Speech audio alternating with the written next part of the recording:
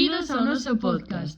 Hoxe imos falar dunha das figuras máis influentes da nosa cultura galega, Otero Pedrallo, nacido en Trasalba, Ourense, en 1888. Otero Pedrallo foi un escritor, historiador e intelectual que destacou pola súa profunda conexión coa terra, a natureza e a tradición oral galega. A súa obra foi clave para comprender mellor a nosa identidade e o noso patrimonio. Así é, e non só nos deixou unha gran herdanza literaria, senón tamén un legado de reflexións sobre o noso medio natural e o noso territorio. Para Otero Pedrallo, a relación dos galegos co noso territorio era un dos aspectos fundamentais da nosa identidade. Nas súas obras, especialmente en A Terra, explicou que a paisaxe galega non é só algo físico, senón algo que está cheo de sentimentos e memorias. Exactamente, Otero Pedrallo entendía a natureza como unha parte fundamental da nosa cultura. Para él, Galicia non era só un espacio xeográfico, senón un lugar cheo de historias, de lendas e de tradicións que se transmitían oralmente de xeración en xeración. E esta aldea de transmisión oral é moi importante porque, como sabedes, en Galicia moitas das nosas historias, as nosas cancións ou as nosas crenzas pasaban de pais a fillos a través da fala, non da escrita. E aquí entra o concepto da tradición oral que Otero Pedrallo valorizaba tanto. O escritor viaxou por moitos lugares de Galicia, recollendo lendas populares e historias que nos falaban das nosas raíces. Moitas veces, as historias de vellas e vellos da aldea eran as que contaban a verdadeira historia da nosa xente, a súa sabedoría e as súas vivencias. Otero Pedrallo foi un verdadeiro guardador da memoria colectiva do noso pobo. Desta maneira, Otero Pedrallo non só foi un gran escritor, senón tamén un gran defensor da nosa cultura e do noso patrimonio.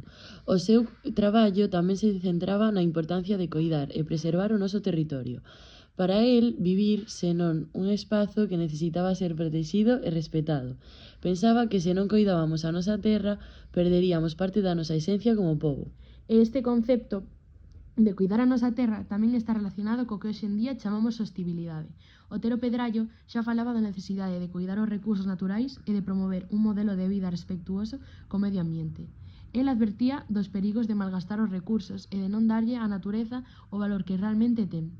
Para Otero Pedrallo, Galicia e o seu medio natural eran fundamentais para o futuro da nosa xente. Sí, e falando de futuro, Otero Pedrallo tamén tiña unha visión moi clara sobre o bilingüismo galego. El pensaba que falar galego e castelán non era algo incompatible, senón todo o contrario, un punto de riqueza cultural.